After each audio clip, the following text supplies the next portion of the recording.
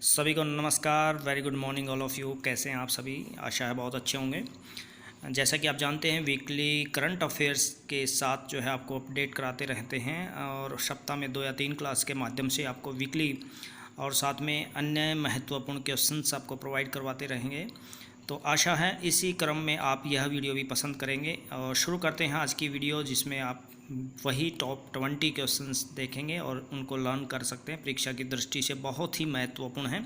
शुरू करते हैं। सबसे पहला प्रश्न, किस राज्य सरकार ने गजाकोथा अभियान शुरू किया है? तो उत्तर होगा असम ने।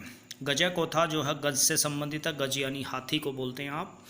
हाथी और मानव के बीच में जो संघर्ष रहता है हमारे राज्य में, वहाँ पर आपसी तालमेल बनाने के लिए, दोनों में जो है अच्छा संबंध बनाने के लिए यह एक अभियान चलाया गया है सरकार की ओर से। इसमें 1200 लोगों को लगभग शामिल किया जा चुका है, एजुकेट किया जा चुका है, जो हाथी के व्यवहार, संरक्षण या संस्कृति संबंधी उनके आचरण को जो है समझने में काफ़ी मदद करेगा। ये अभियान जो है अरण्य एवं ब्रिटिश एशियन ट्रस्ट के सहयोग से चलाया गया है। तो नेक्स्ट चलते हैं। अगला प्रश्न, हाल ही में भारत और किस देश ने 3 स्कॉर्पियन पनडुब्बी के निर्माण के लिए समझौता किया है? उत्तर होगा आपका फ्रांस के साथ। जैसा कि आप जानते हैं, प्रधानमंत्री श्री मोदी जी जो है फ्रांस अभी की यात्रा कर चुके हैं और अभी UAE में हैं और अभी फ्रांस के साथ उन्होंने कई समझौते किए। उन्हीं में से एक महत्वपूर्ण जो समझौता है, ये MOU जिसको बोला जाता है, मेमोरेंडम ऑफ अंडरस्टैंडिंग के तहत ये ऐसा किया गया है। इसमें जो है 3 पनडुब्बी, स्कॉर्पियन पनडुब्बी को जो है डेवलप करने का समझौता भारत ने फ्रांस के साथ किया है और इसमें garden reach ship building and engineer limited company का काफ़ी सहयोग है। तो नेक्स्ट चलते हैं। हाल ही में किस राज्य में आयुष स्वास्थ्य सेवाओं और अनुसंधान सुविधा का उद्घाटन किया गया है? उत्तर होगा गोवा। यानी आयुर्वेदिक से संबंधित जो है स्वास्थ्य सेवाएं, अनुसंधान सुविधाएं उद्घाटित की गई हैं गोवा में। ITC लिमिटेड के नए MD जो हैं अध्यक्ष के रूप में नियुक्त किया गया है श्री संजीव पुरी जी को। याद रखेंगे, संजीव पुरी 1986 में इस कंपनी में शामिल हुए थे। अब इनको जो है यहाँ का MD और अध्यक्ष बना दिया गया है ITC का। आगे चलते हैं। हाल ही में केंद्र ने किस राज्य को PMAY प्रधानमंत्री आवासीय योजना के तहत ग्रामीण क्षेत्र में जो है लगभग 1.44 अतिरिक्त घर आवंटित किए हैं? उत्तर होगा उत्तर प्रदेश में। उत्तर प्रदेश ने जो है सबसे ज़्यादा जो है इस योजना का लाभ इस वर्ष जो है लिया है। हाल ही में अपने डेब्यू टेस्ट मैच में शतक लगाने वाले 17वें भारतीय कौन बने हैं? उत्तर होगा यशस्वी जायसवाल। यशस्वी जायसवाल जो है आप अभी हाल ही में आप देखते हैं, सुनते रहे होंगे, काफ़ी प्रसिद्ध हो गए हैं एकदम से। ये सबसे जो है अपने इंडिया की अगर बात करें, युवा क्रिकेटर हैं जिन्होंने प्रथम प्रवेश में यानी डेब्यू टेस्ट मैच में शतक जो है जड़ा है। इससे पहले अगर आपको जानकारी के लिए बता दें, सबसे ये युवा वैसे डेब्यू टेस्ट में जो है शतक लगाने वाले व्यक्ति जो हैं पाकिस्तान के रहे हैं, जावेद मियांदाद उनका नाम है। और यशस्वी जायसवाल ने भारत और वेस्ट इंडीज़ के बीच हुए मैच में अपना शतक जो है जड़ा है। ये 17वें भारतीय ऐसे बने हैं। हाल ही में भारत किस देश के मार्सिल में एक नया वाणिज्य दूतावास खोलेगा? उत्तर होगा फ्रांस। जैसे कि फ्रांस के साथ कई समझौते हुए, तो उसी का क्रम में यह भी किया गया है।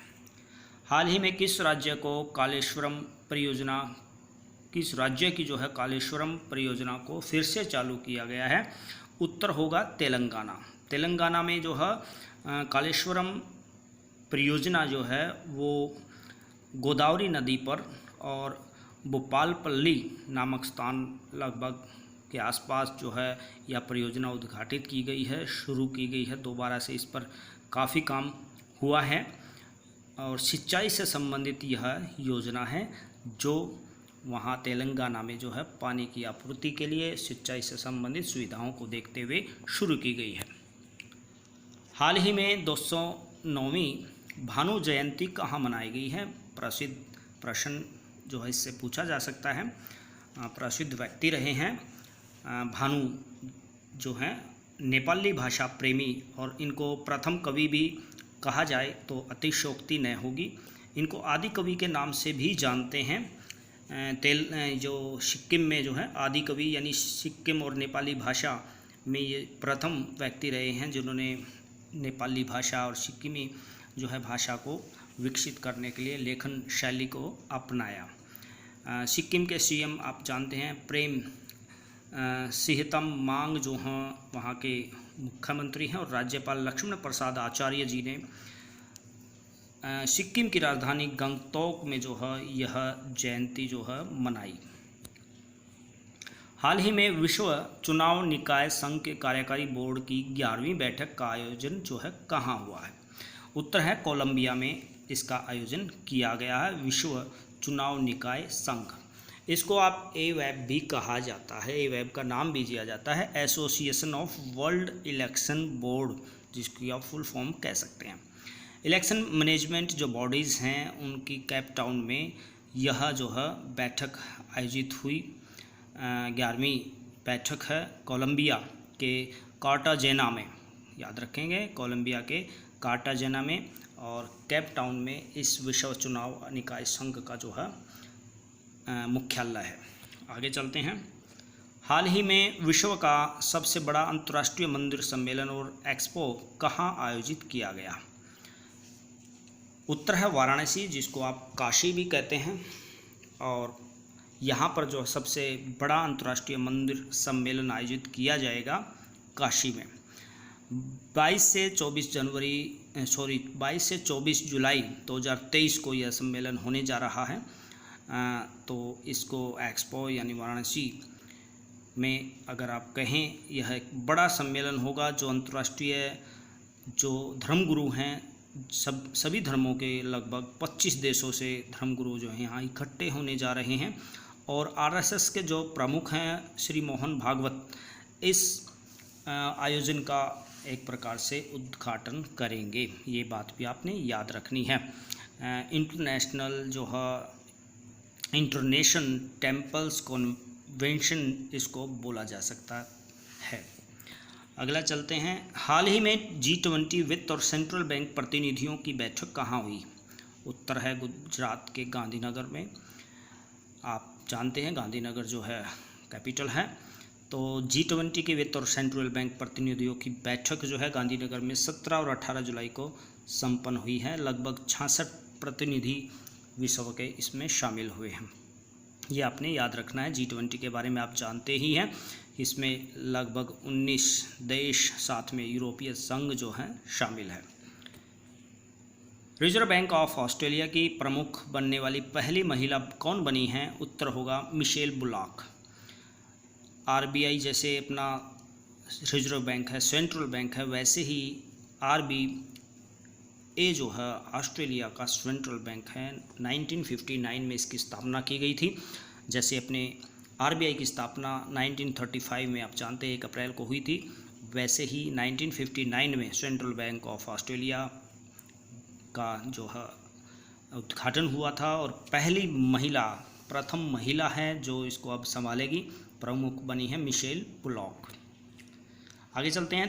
3000 साल पुराना कॉन्डर्स पैसेजवे किस देश में खोजा गया है? उत्तर है पेरू में।